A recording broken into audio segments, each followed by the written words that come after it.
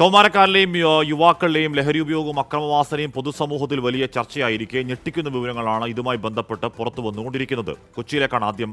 കൊച്ചി പേരന്തൂർ പാലത്തിനടുത്ത് കുട്ടികൾ ലഹരി ഉപയോഗിക്കാനെത്തുന്നതായി പ്രദേശവാസികൾ പറയുന്നു. വിവരം അറിയിച്ചിട്ടും പോലീസ് എത്തുന്നില്ല എന്നാണ് നാട്ടുകാരുടെ പരാതി. പേരണ്ടൂർ പാലത്തിന് സമീപം രാസലഹരിയും കഞ്ചാവും ഉപയോഗിച്ചതിന് തെളിവുകളും 24-ന് കിട്ടി.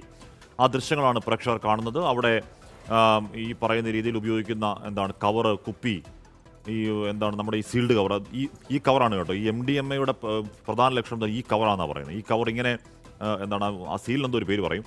അങ്ങനെ സീൽഡ് കവർ, എന്തോ ഒരു ഗമ്മ്, ഈ ലഹരി ഉപയോഗിക്കാൻ ആവശ്യമായ അപ്പാരറ്റസുകൾ എല്ലാം ആ സ്ഥലത്ത് അങ്ങനെ ചിതറിക്കിടക്കുകയാണ്. അത് പേരണ്ടൂർ പാലത്തിന് അടുത്താണ്. ആ ദൃശ്യങ്ങളാണ് പ്രേക്ഷകർ കാണുന്നത്. ഏതൊക്കെയോ സമയങ്ങളിൽ ഇവിടെ ആരൊക്കെയോ വരുന്നുണ്ട്. ഇവിടെ ലഹരി ഉപയോഗത്തിനൊരു ഹബ്ബായി, കേന്ദ്രമായി ആ മേഖല, ആ പ്രദേശം മാറുന്നുമുണ്ട്. ശ്യാംകുമാറാണ് ആ വാർത്തയുടെ വിവരങ്ങളുമായി ചേരുന്നത്. ശ്യാം, അവിടെ കുറേ നാളായി അത്തരക്കാരുടെ ഒരു സംഗമ കേന്ദ്രമാണ് അത് എന്ന് അവിടെ കിടക്കുന്ന ഈ ലഹരിയുടെ അവശിഷ്ടങ്ങൾ സൂചിപ്പിക്കുന്നുണ്ട്. ശ്യാം,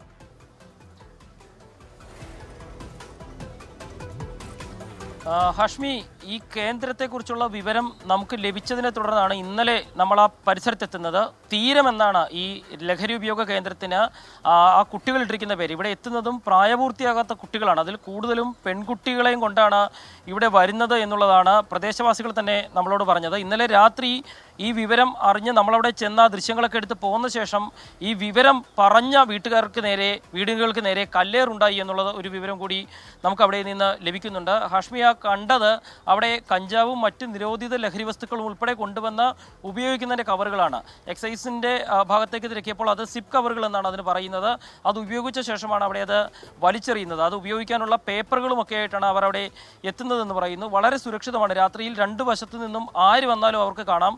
റെയിൽപാളമാണ്. അതുകൊണ്ട് തന്നെ പോലീസോ എക്സൈസോ വന്നു കഴിഞ്ഞാൽ പോകാം. ഭാഗ്യത്തിന് എളമക്കര പോലീസ് വിവരം അറിഞ്ഞാലും അങ്ങോട്ട് എത്തുന്നില്ല എന്നുള്ളത് ആ ലഹരി ഉപയോഗിക്കാൻ വരുന്നവർക്ക് വലിയ സഹായമാണ് ചെയ്തു കൊടുത്തുകൊണ്ടിരിക്കുന്നത്. നാട്ടുകാർ പലതവണ പറഞ്ഞിട്ടും എളമക്കര പോലീസിൻ്റെ പൊടി പോലും ആ പരിസരത്ത് കണ്ടിട്ടില്ല എന്നുള്ളതാണ് നാട്ടുകാർ പറയുന്നത്. ഏതായാലും പ്രായപൂർത്തിയാകാത്ത കുട്ടികൾ ലഹരി ഉപയോഗിക്കാൻ എത്തുന്നത് ഈ റെയിൽവേ ട്രാക്കിലാണ്. ഇതുവരെ ഒരു അപകടം പോലും ഉണ്ടാകാതിരുന്നത് ഭാഗ്യമെന്ന് മാത്രമാണ് പറയേണ്ടത്. കാരണം ലഹരി ഉപയോഗിച്ച് കഴിയുമ്പോൾ താഴേക്കൂടെ ഓടുന്ന പേരണ്ടൂർ കനാലിലേക്കോ അല്ലെങ്കിൽ ആ എളമക്കരയിലെ പാളത്തിലോ ഒക്കെ കിടന്നു കഴിഞ്ഞാൽ ഉണ്ടാകാൻ പോകുന്ന ദുരന്തങ്ങൾ വലുതായിരിക്കും. ഈ കുട്ടികളെയും കൊണ്ടാണ് ഈ ഇതെന്തായാലും ഒറ്റ ദിവസത്തെ ദൃശ്യങ്ങളല്ല. ഇത് കുറേ അധികം ദിവസങ്ങളുടെ ബാക്കിയാണ്. ഈ പറയുന്ന കവറിന് ഞാൻ പറഞ്ഞ പേരെന്താണ്, സ്ലിക്ക് കവറോ, ആ കവറടക്കം എന്ന് പറഞ്ഞാൽ ഈ MDMA ഇട്ട് കിട്ടുന്ന കവറടക്കം, സിറിഞ്ചോ അല്ല, ഈ പറഞ്ഞ ലഹരിയുടെ പല രൂപങ്ങളടക്കം, പല കെമിക്കലുകളുടെ പേരെഴുതിയ ഈ സാധനങ്ങളടക്കം കുറേ ഉണ്ട്. അപ്പോൾ ഇത് കുറേ നാളായി തുടരുന്ന പരിപാടിയാണ്.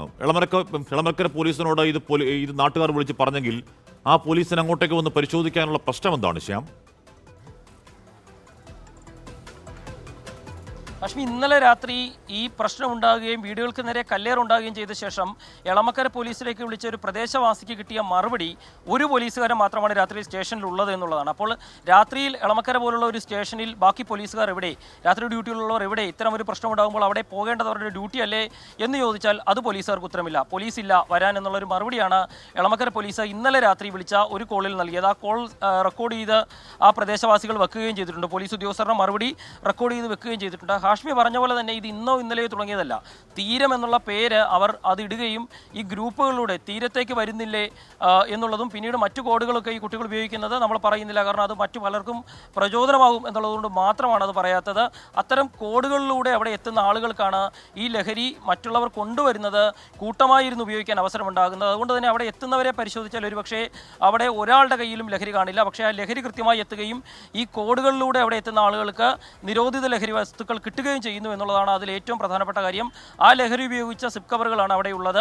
ഏതായാലും വലിയൊരു ദുരന്തം കൊച്ചിയെ കാത്തിരിക്കുന്നു എന്നുള്ളത് ഒരു സംശയവുമില്ലാതെ പറയാം. കാരണം അത് കൊച്ചിയെ മാത്രമല്ല, അത് കേരളം ഒട്ടാകെ ഇത്തരത്തിലുള്ള, കൊച്ചി കുറച്ച് അതിന്റെ ഹബ്ബായി മാറുന്നു എന്നുള്ളതേ ഉള്ളൂ. കേരളം ഒട്ടാകെ ഇത്തരത്തിൽ ലഹരി സുലഭമാകുന്ന, എവിടെയും ഏത് കുട്ടിക്കും എപ്പോഴും കിട്ടാവുന്ന വല്ലാത്തൊരവസ്ഥയിലേക്ക് എത്തുന്നു.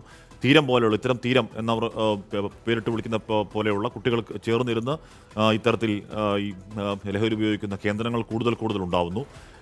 അവർക്കിടയിൽ അവർക്ക് മാത്രം മനസ്സിലാവുന്ന ചില കോഡ് ഭാഷ, സ്കോർ എന്നൊക്കെ പറഞ്ഞ മട്ടിൽ ചില കോഡ് ഭാഷകളിൽ അവരവരുടെ വിവരങ്ങൾ അങ്ങോട്ടും ഇങ്ങോട്ടും വിനിമയം ചെയ്യുന്നു. ഗ്രൂപ്പുകൾ ഉണ്ടാകുന്നു.